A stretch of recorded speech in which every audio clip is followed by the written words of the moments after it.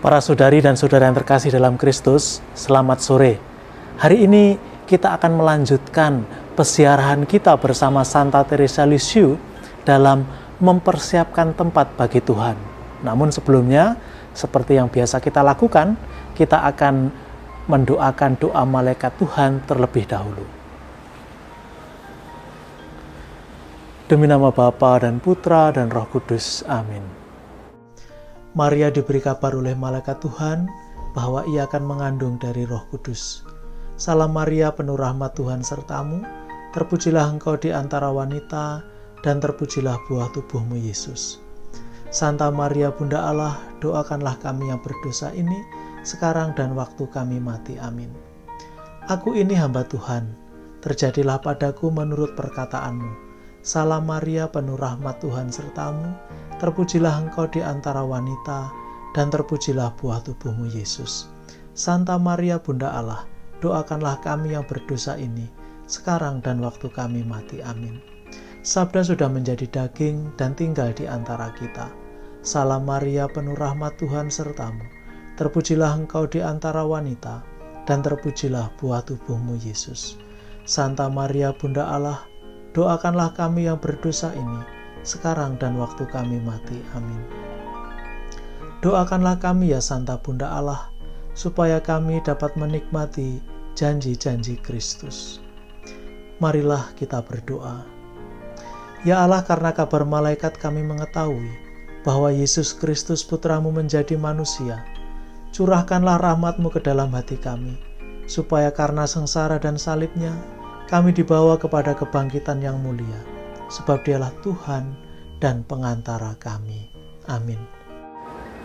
Saudari dan saudara yang terkasih, hari ini hari ketiga dalam pesiarahan kita mempersiapkan tempat bagi Tuhan. Saya akan mengajak Anda masuk ke Gereja Santa Ana agar lebih mudah kita mengulas semuanya.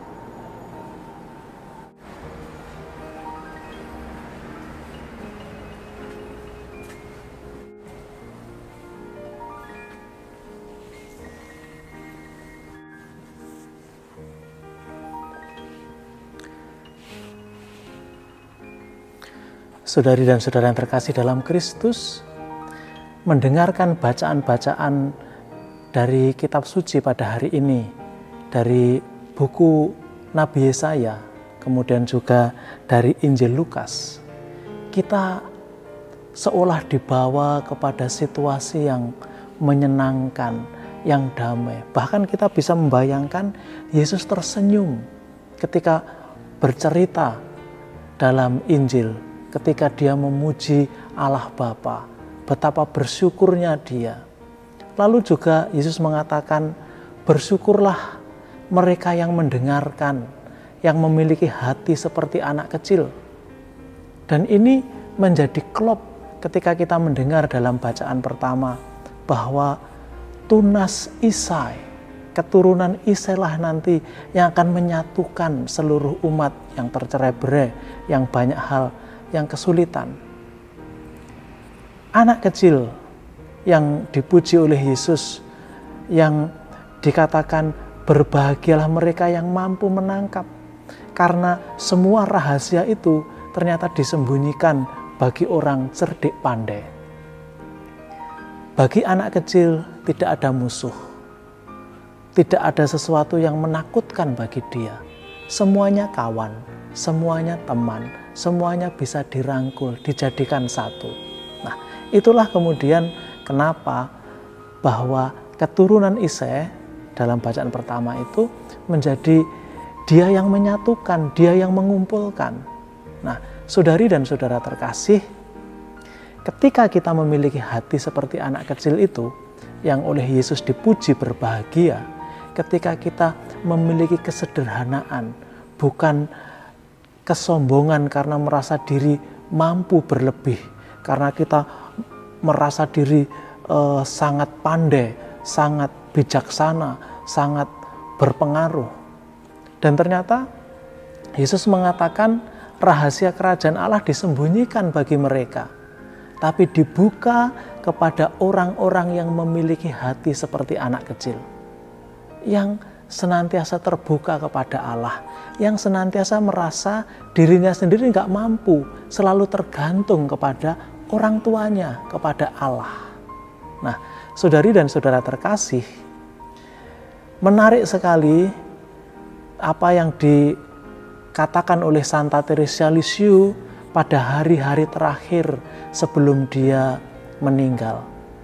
Jadi dari bukunya halaman 267, itu bagian penutup dari manuskrip C, Santa Teresa mengatakan begini, "Ya Tuhan, betapa bahagianya aku bisa melihat diriku sendiri yang tidak sempurna.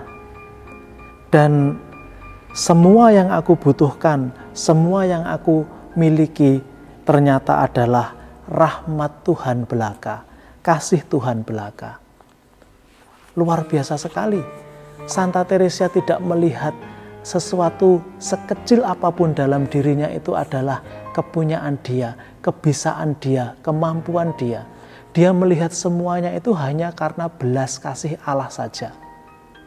Maka karena dia sendiri tidak mampu, dia sendiri tidak memiliki sesuatu yang untuk diagung-agungkan, maka rahasia kerajaan Allah dibuka kepadanya. Hati seperti anak kecil yang disampaikan oleh Yesus itu ternyata ada dalam diri Santa Teresa. Ketika kita melihat diri kita sendiri seutuhnya tidak mampu, semua yang ada, semua yang bisa kita buat, semua yang mampu kita lakukan ternyata adalah rahmat Allah, belas kasih Allah yang diberikan kepada kita. Luar biasa. Dan inilah kemudian kebahagiaan Yesus ketika kita semua bisa bersandar, bisa bertumpu hanya kepadanya. Seperti seorang anak kecil yang hanya bertumpu kepada orang tuanya. Tuhan adalah orang tua kita. Dia mengenali kita. Dia tidak pernah mengecewakan kita. Tapi kalau kita tidak pernah minta tolong kepadanya, kalau kita tidak pernah berserah kepadanya, bergantung kepadanya, sebaliknya kita hanya sibuk dengan diri kita sendiri, merasa bisa, merasa mampu, ya kita akan dibiarkan. Kita tidak akan ditolong, kita tidak akan diberi rahmat lagi. Karena Tuhan merasa kita tidak pernah membutuhkan, kita tidak pernah meminta. Maka memiliki hati seperti anak kecil yang dikatakan Yesus adalah bergantung kepadanya. Bahwa dia memberi sesuatu kepada kita karena kita sejatinya tidak mampu apa-apa. Ketika kita mampu melihat diri kita tak berdaya dan semuanya hanya rahmat Tuhan belaka, itulah apa yang diinginkan oleh para nabi.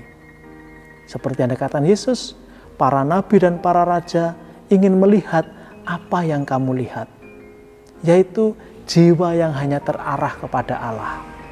Bukan mengagungkan diri sendiri, tapi jiwa yang terus memuliakan Tuhan dalam hidup kita sehari-hari. Tuhan memberkati. Demi nama Bapa dan Putra dan Roh Kudus. Amin.